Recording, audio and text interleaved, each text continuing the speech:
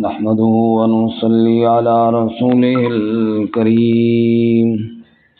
أما بعد فأعوذ بالله من الشيطان الرجيم بسم الله الرحمن الرحيم وللذين كفروا بربهم عذاب جهنم وبئس المصير إذا ألقوا فيها سمعوا لها شهيقا وهي تفور تكاد تميز من الغيظ كلما ألقي فيها فوج سألهم خزنتها ألم يأتكم نذير قالوا بلى قد جاءنا نذير فكذبنا وقلنا ما نزل الله من شيء إن أنتم إلا في ضلال كبير وقالوا لو كنا نسمع أو نعقل ما كنا في أصحاب السعير فاعترفوا بذنبهم فسحقا لأصحاب السعير وَلِلَّذِينَ كَفَرُوا بِرَبِّهِمْ اور ان لوگوں کے لیے جنہوں نے کفر کیا اپنے رب کے ساتھ عذاب جہنم جہنم کا عذاب ہوگا وَبِئْسَ الْمَصِيرُ اور وہ برا ٹھکانہ ہے اذا القوا فیہا سمعوا لہا شہیقا وہی تفور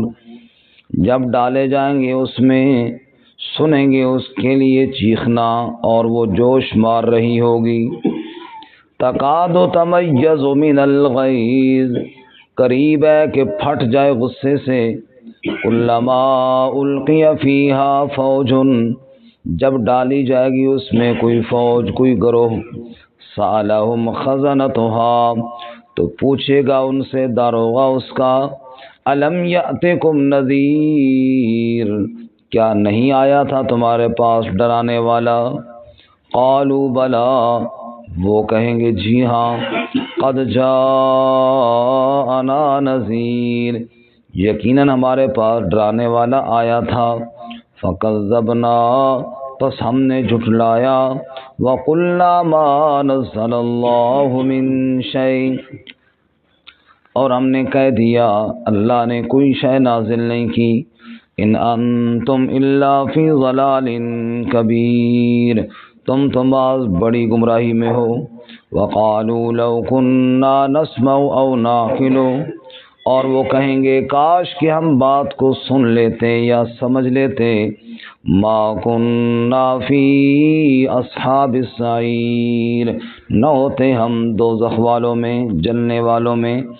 فاعترفوا بذنبہم پس اعتراف کر لیں گے وہ اپنے گناہوں کا فسحقا لاصحاب السعیر پس لعنت ہے دوزخ والوں کے لیے سبحان ربک رب العزت عما یصفون وسلام علی المرسلین والحمد للہ رب العالمین اللہم صل علی محمد وعلی آل محمد كما صليت على إبراهيم وعلى آل إبراهيم إنك حميد مجيد اللهم بارك على محمد وعلى آل محمد كما باركت على إبراهيم وعلى آل إبراهيم إنك حميد مجيد معزز سامعین سورۃ الملک آیت نمبر 6 سے لے کر 11 تک تلاوت کی ہیں اللہ رب العزت ان آیات کے مطابق صحیح بیان کی توفیق عطا فرمائے اور ہمیں قرآن و سنت پر عمل کرنے کی توفیق عطا فرمائے گزشتہ سبق میں اللہ تعالیٰ کی وحدانیت پر دلائل عقلیہ ہم نے پڑھے برکت دینے والی ذات اللہ کی ہے ساری کائنات کا مالک اور مختار بھی کون ہے موت اور زندگی کو اس نے ہمیں آزمانے کے لیے پیدا کیا وہ غالب بھی وہی ہے بخشنے والا بھی وہی ہے 7 آسمان طے بتائے اللہ نے بنائے، ان میں کوئی شگاف، کوئی سوراخ اور کوئی کمی نہیں ہے۔ انسان غور کر کے تھک جائے گا لیکن عیب نظر نہیں آئے گا۔ پھر دنیا کے آسمان کو ستاروں کے ساتھ چمکایا۔ اتنے دلائل کے باوجود بھی جو لوگ اللہ کے ساتھ کفر کریں یا شرک کریں، آج کے سبق میں ان کو جہنم کی خبر سنائی گئی ہے۔ فرمایا وَلِلَّذِينَ كَفَرُوا بِرَبِّهِمْ عَذَابُ جہنم، ان لوگوں کے لیے جنہوں نے اپنے رب کے ساتھ کفر کیا، اللہ کی وحدانیت کا انکار کیا، ان کے لیے جہنم کا عذاب ہے۔ وَبِئْسَ الْمَصِيرُ، اور اس سے بری اور ٹھہرنے کی جگہ کوئی نہیں ہے۔ اللہ تعالی ہماری حفاظت فرمائے۔ اذا القوا فیہا، جب وہ جہنم میں پھینکے جائیں گے، جہنم میں ڈالے جائیں گے، سمعوا لہا شہیقا، تو جہنم کا دھاڑنا سنیں گے۔ جیسے کوئی بھوکا درندہ شکار کو دیکھ کر غراتا ہے نا، دھاڑتا ہے حملہ کرنے سے پہلے، تو یوں جہنم بھی ایک خوفناک آواز نکالے گی۔ اللہ ہماری حفاظت فرمائے۔ اللہم احفظنا منہ۔ تو فرمایا سمعوا لہا شہیقا، اس کا دھاڑنا، اس کا چیخنا چلانا سنیں گے۔ وہی تفور، اور وہ جوش مار رہی ہوگی، اور ایسے جوش مار رہی ہوگی کہ تکاد تمیز من الغیظ، قریب ہے کہ پھٹ جائے دو غصے سے، اتنا غصہ اس کو ہے، یوں لگتا ہے کہ جہنم ابھی پھٹ جائے گی۔ اور اس کے چیخنے اور چلانے کا ایک مقام سورہ قاف میں بھی اللہ نے بیان کیا، یوم نقول لجہنم هل امتلأت وتقول هل من مزید، جہنم سے پوچھا جائے گا بھر گئی ہے، وہ کہے گی هل من مزید، اور بھی کوئی ہے اللہ کے نافرمان تو لے آؤ ان کو، ایسے دھاڑے گی۔ اور جہنم کو لایا جائے گا، وجیء یومئذ بجہنم، جہنم کو لایا جائے گا، 70,000 لگام ڈالی ہوگی، اور ہر لگام پر 70,000 فرشتہ اس کو تھامنے کے لیے اور قابو کرنے کے لیے ہوگا، اور اس کے باوجود وہ دھاڑے گی تو کوئی انسان کسی کو یاد نہیں کرے گا، ہر ایک کو اپنی پڑ جائے گی۔ اللہ تعالی ہماری حفاظت فرمائے۔ اذا القوا فیہا سمعوا لہا شہیقا وہی تفور، جب جہنم میں ڈالے جائیں گے اس کا دھاڑنا سنیں گے، اور وہ جہنم جوش مار رہی ہوگی۔ تکاد تمیز من الغیظ، قریب ہے کہ وہ پھٹ جائے غصے سے۔ کلما القی فیہا فوج، جب جہنم میں ایک فوج ڈالی جائے گی، کچھ لوگ ڈالے جائیں گے، سالہم خزنتہا، پوچھے گا ان سے جہنم کا داروغہ، وہ جہنم کا چوکیدار، وہ فرشتہ ان سے سوال کرے گا، الم یأتکم نذیر، کیا نہیں آیا تمہارے پاس کوئی ڈرانے والا؟ دنیا میں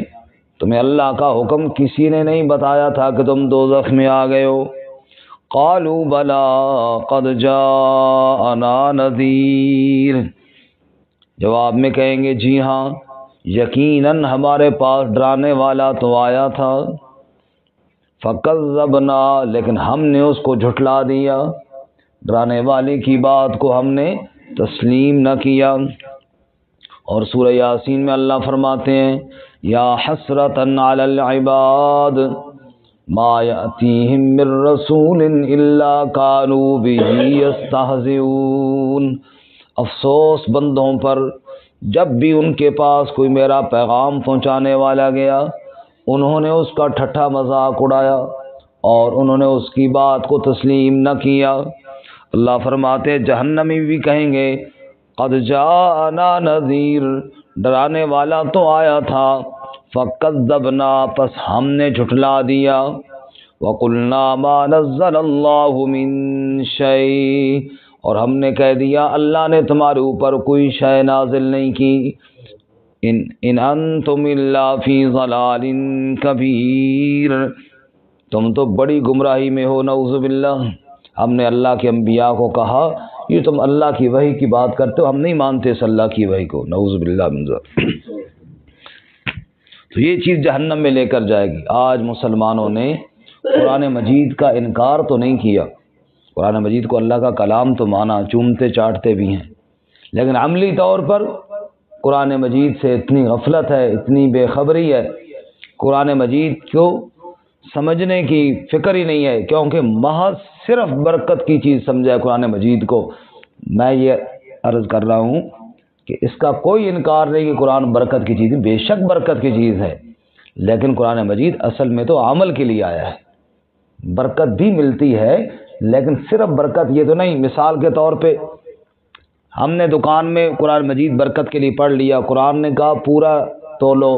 2 نمبر چیز نہ دو، دھوکہ نہ کرو، ہم نے کہا یہ بات ہم نے نہیں مانی، بس برکت کے لیے پڑھ دو، یعنی ہم نے عمل کو چھوڑا، ہم نے صرف برکت کی چیز سمجھا۔ قرآن نے کہا سود مت کھاؤ ورنہ اللہ رسول کے ساتھ جنگ ہوگی، ہم نے یہ بات نہیں مانی، بس برکت کے لیے پڑھ دو۔ قرآن مقدس نے جن جن کاموں سے روکا وہ سارے کام ہم نے کیے، کیوں کہ ہم نے عمل کی کتاب نہیں سمجھا، ہم نے صرف برکت کی کتاب سمجھا۔ اس لیے آپ دیکھ لیجئے کہ جتنے لوگ بھی ہوں، مثال کے طور پر مسلمانوں کا مجمع کہیں لاکھ کا جمع ہو، آپ ان لاکھ میں سے ہاتھ کھڑے کروائیں کہ جنہوں نے قرآن مجید کو سمجھ کر پڑھا ہو، تو شاید لاکھ لوگوں میں 100 بندہ بھی نہ ہو۔ کیوں کہ اس طرف دھیان ہی نہیں ہے کہ عمل کرنا ہے، بس قرآن مجید کو بیمار ہو جاؤ تو دم کر لو، اور زیادہ بیمار ہو جاؤ تو لکھ کے گلے میں لٹکا لو، کوئی میت فوت ہو جائے تو اس کے لیے پڑھ لو تاکہ وہ بخشا جائے، نیا مکان بناؤ تو جناب اس میں پڑھوا دو تاکہ برکت ہو جائے، نئی دکان ڈالو تو وہاں پڑھوا لو تاکہ اس میں برکت ہو جائے۔ بہرحال قرآن مجید کو صرف یہاں تک ہی سمجھا ہے، عمل کی نیت اور عمل کا ارادہ کیا ہی نہیں ہے۔ اللہ فرماتے ہیں سنو، جہنمیوں سے پوچھا جائے گا تمہارے پاس کوئی نہیں آیا تھا ڈرانے والا؟ جواب میں وہ کہیں گے آیا تو تھا، لیکن ہم نے کہا ما نزل اللہ من شیء، چھوڑو اللہ تعالیٰ نے جو نازل کیا ہے ہم اس کو نہیں مانتے۔ انہوں نے واضح انکار کیا اور ہم نے مان کر عمل سے انکار کیا۔ اللہ تعالیٰ ہمیں قرآن کے ساتھ جڑنے کی توفیق عطا فرمائے۔ وہ زمانے میں معزز تھے مسلمان ہو کر، اور تم خوار ہوئیے تارک قرآن ہو کر۔ وَقَالُوا لَوْ كُنَّا نَسْمَعُ أَوْ نَعْقِلُ، اور وہ جہنمی کہیں گے کاش کہ ہم دنیا میں سن لیتے، اللہ کے احکامات کو سن لیتے۔ اس لفظ پہ غور کرو، لو کننا نسمع، کاش کہ ہم سن لیتے۔ اور پھر ہر بندہ اپنے گریبان میں جھانکے، 60 سال 70 سال عمر ہو گئی ہے، ایک مرتبہ بھی سنا نہیں کہ اللہ تعالیٰ نے کیا کہا ہے،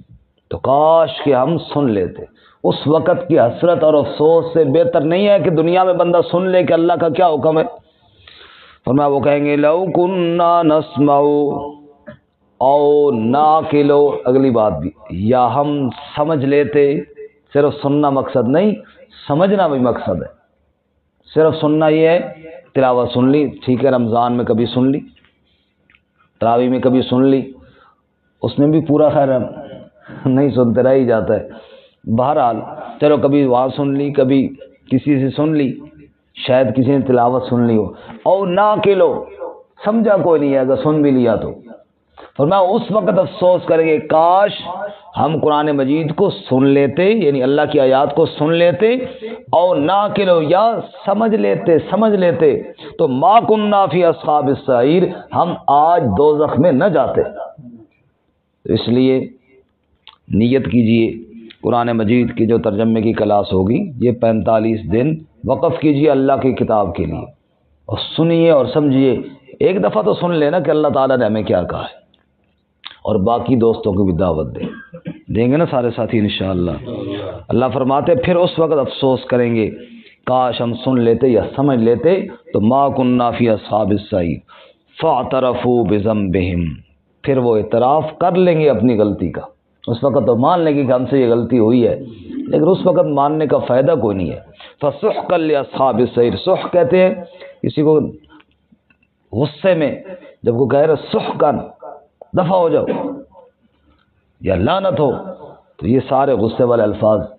سحق کا معنی ہے۔ فسحقا لاصحاب السعیر، پس دوری ہے، پس لعنت ہے جہنم والوں کے لیے۔ اللہ تعالی ہماری حفاظت فرمائے۔ وآخر دعوانا ان الحمد للہ رب